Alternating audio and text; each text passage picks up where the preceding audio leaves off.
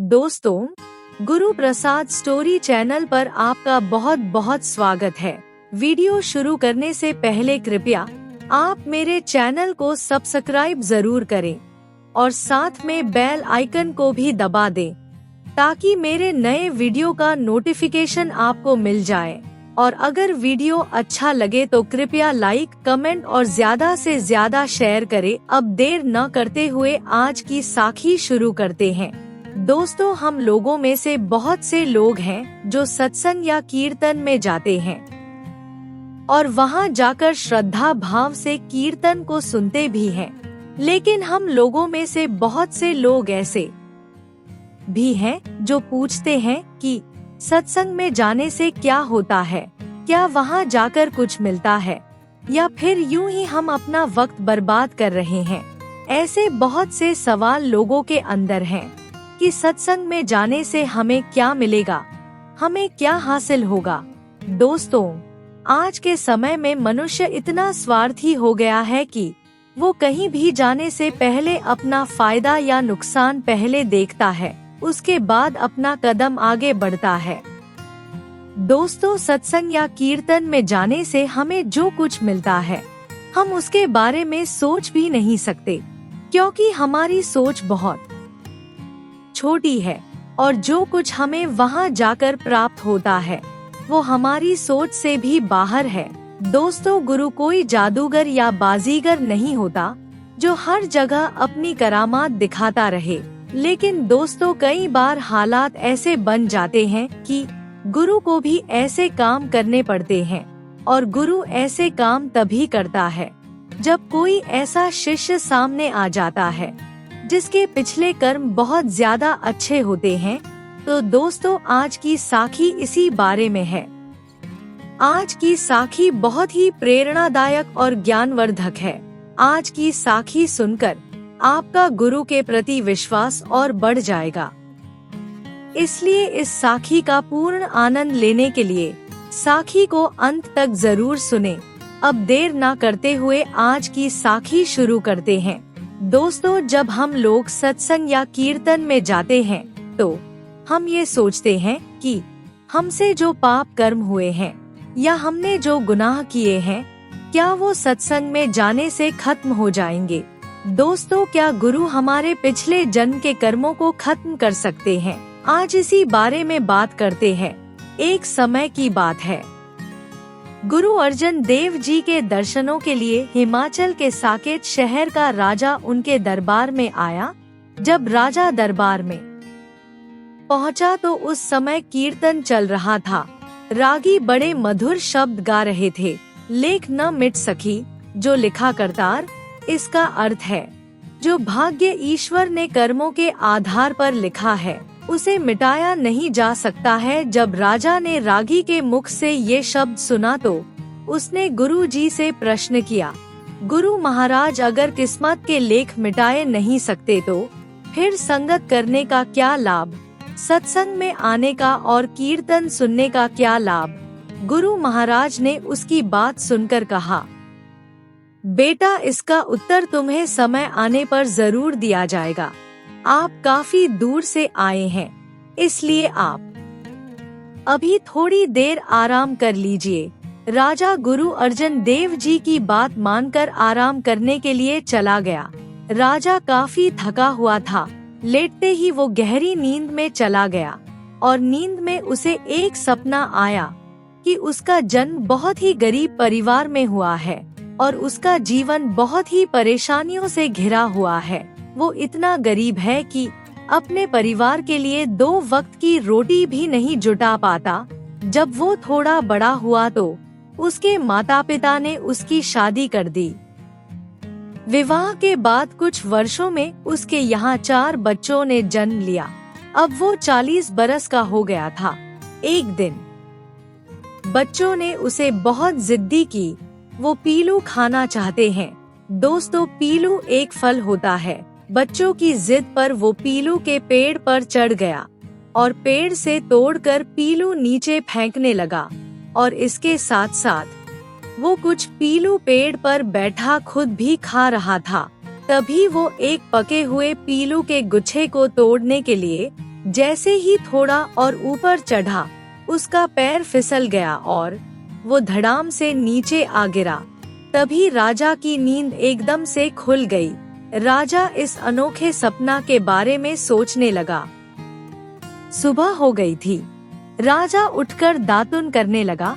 दातुन करने के बाद जब राजा कुली करने लगा तो उसके मुंह से एक पीलू का बीज निकला। राजा ने जब पीलू के बीज को देखा तो वो बहुत हैरान हुआ और ये अजीब वाकया देखकर परेशान भी हो गया। सुबह जब राजा गुरु अर्जन देव जी के दरबार में पहुंचा तो गुरु महाराज ने उसे अपने साथ जंगल में सैर पर चलने के लिए कहा। उसके बाद गुरु अर्जन देव जी और राजा अपने अपने घोड़े पर सवार होकर जंगल में सैर करने के लिए निकल पड़े। अभी वो थोड़ी ही दूर गए थे कि उन्हें रास्ते में एक हिरन नजर आया। जब राजा ने हिरन को देखा तो उसने अपना घोड़ा हिरन के पीछे लगा दिया। हिरन का पीछा करते करते राजा गुरु अर्जुन देव जी से काफी आगे निकल गया और घने जंगलों में पहुंच गया। राजा ने रास्ता ढूंढने की बहुत कोशिश की लेकिन उसे रास्ता नहीं मिला। अब शाम का समय हो गया था और अंधेरा भी होने लगा था। राजा भूख और प्यास से व्याकुल होकर पानी की तलाश में इधर-उधर भटकने लगा और भटकते भटकते एक छोटे से गांव में जा पहुंचा। गांव के बाहर ही कुछ औरतें कुएं पर पानी भर रही थी। जब राजा ने कुएं पर पानी भरती हुई औरतों को देखा तो वो उनके पास चला गया और जाकर उनसे पीने के लिए पानी मांगा। जब औरतों ने राजा के चेहरे की तरफ देखा तो वो भयभीत हो गई और डर के मारे चिल्लाने लगी। राजा उनको चिल्लाते देखकर हैरानी से वहीं खड़ा रहा। तभी इतने में कुछ बच्चे शोर मचाते हुए आए और उन्होंने राजा को घेर लिया और उसके साथ चिपट गए। तभी कुछ बड़े बुजुर्ग और एक औरत राजा को बड़ी हैरानी से देखने लगे। राजा को ये सब कुछ समझ में नहीं आ रहा था कि ये क्या हो रहा है। तभी राजा ने बड़े ध्यान से उन लोगों को देखा तो राजा और ज्यादा हैरान हो गया, क्योंकि ये तो वही लोग थे जिन्हें उसने रात को सपने में अपने परिवार के रूप में देखा था। और बच्चे भी वही थे जिन्होंने उसे पेड़ पर चढ़ने के लिए कहा था और ये सपने में उसकी ही संतानें थे। राजा ने जब ये सब कुछ देखा तो वो बहुत परेशान हो गया और सोचने लगा कि ये सच कैसे हो सकता है। अभी राजा ये बातें सोच ही रहा था कि सब लोग उसे बेटा, स्वामी और पिताजी कहते हुए उससे लिपट गए। राजा ये देखकर बहुत डर गया। राजा को कुछ भी समझ में नहीं आ रहा था कि ये कौन सी मुसीबत मेरे सिर पर आ गई। वो मन ही मन गुरु महाराज को याद करने लगा। तभी एकदम से वहाँ पर गुरु अर्जन देव जी आ गए। राजा ने जब गुरु महाराज को देखा तो उनसे प्रार्थना की, गुरु जी मुझे इस मुसीबत से बचा लो। फिर गुरु महाराज ने उन लोगों से पूछा कि आप इनको अपने साथ लेकर क्यों जा रहे हो। तब उन लोगों ने कहा कि ये हमारा रिश्तेदार है, कल ये बच्चों के लिए पीलू तोड़ने के लिए पेड़ पर चढ़ा था और तब पेड़ से गिरने के कारण इसकी मृत्यु हो गई थी। इसके रिश्तेदार बाहर रहते हैं, वो अभी तक यहाँ पहुँचे नहीं थे, इसलिए हमने इसका मृत शरीर वैद्यराज के पास सुरक्षित रखा हुआ था। अभी इसके रिश्तेदार पहुंच गए हैं, इसलिए हम इसका मृत शरीर लेने के लिए वैद्यराज के पास जा रहे थे कि तभी ये जीवित होकर हमारे सामने आ गया। हम इसे देखकर बहुत खुश हुए और इसलिए इसको वापस इसके घर ले जा रहे हैं। तब गुरु अर्जन देव जी ने उन्हें कहा कि भले लोगों, ये आपका रिश्तेदार नहीं है। आपके रिश्तेदार का मृत शरीर अभी भी वैद्यराज के घर में सुरक्षित रखा हुआ है। अगर आपको यकीन नहीं है तो आप हमारे साथ चलकर वैद्यराज जी के घर देख सकते हैं। जब लोगों ने गुरु अर्जन देव जी की ये बात सुनी तो उन्हें विश्वास नहीं हुआ। फिर वो गुरु अर्जन देव जी और राजा को साथ लेकर वैद्यराज के घर पहुँचे। वहाँ बिल्कुल राजा से मिलती जुलती देह देखकर सभी लोग आश्चर्यचकित रह गए और बहुत शर्मिंदा हुए। फिर उन्होंने राजा से हाथ जोड़कर माफी मांगी।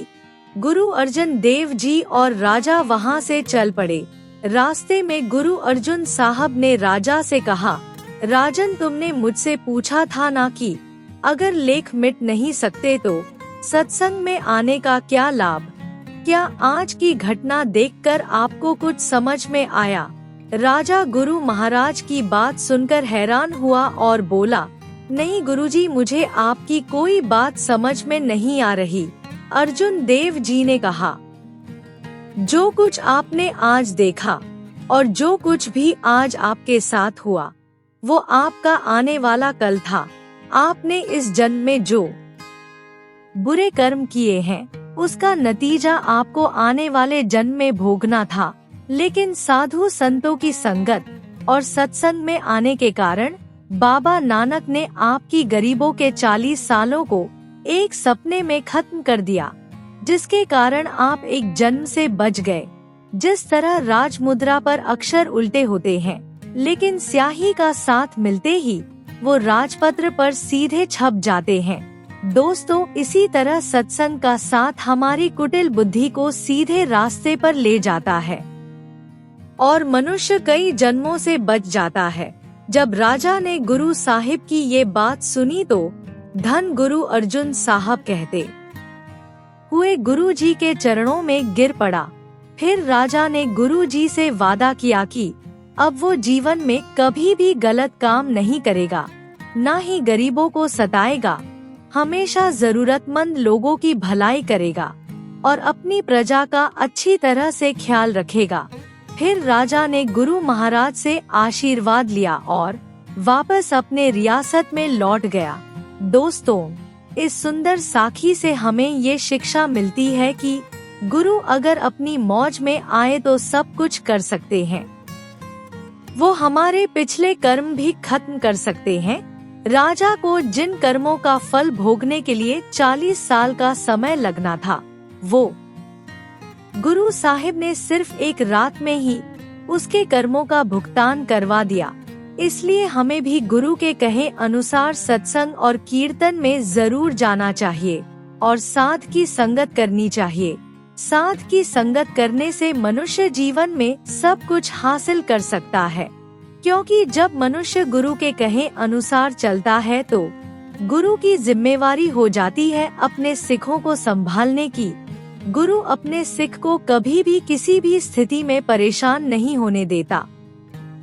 गुरु शिष्य का परमार्थ में भी साथ देता है और स्वार्थ में भी। इसलिए हमें भी गुरु के कहे अनुसार चलना चाहिए और उनके कहे अनुसार परमात्मा की बिना नागा भक्ति करनी चाहिए, क्योंकि बिना भक्ति किए हम इस भवसागर से कभी भी पार नहीं उतर सकते। अगर हम अपने असल घर में जाना चाहते हैं तो हमें नाम की कमाई करनी होगी। नाम की कमाई के बिना इस दुनिया से कोई भी पार नहीं उतर सकता। बहुत से लोग ये कहते हैं कि जब वो नाम जपने बैठते हैं तो उनका मन भटकता रहता है। दोस्तों, मन का तो काम ही भटकना है। जब भी हम कोई सही काम करने लगते हैं तो मन हमें भटकाने की कोशिश करता है, लेकिन हमें इस बात से बिल्कुल नहीं घबराना चाहिए। अगर मन अपना काम कर रहा है तो हमें भी अपना काम करना ही चाहिए। अगर हम अपना काम बिना नागा करना शुरू करेंगे तो धीरे धीरे मन भी हमारे साथ में आ जाएगा और जब हमारा मन दोस्त बन जाएगा तो फिर हमें इस दुनिया से पार उतरने से कोई नहीं रोक सकता। इसलिए हमें आज से ही बाबा नानक के उपदेश को अपने जीवन में उतारना चाहिए और इस जन्म मरण के छुटकारा पाना चाहिए।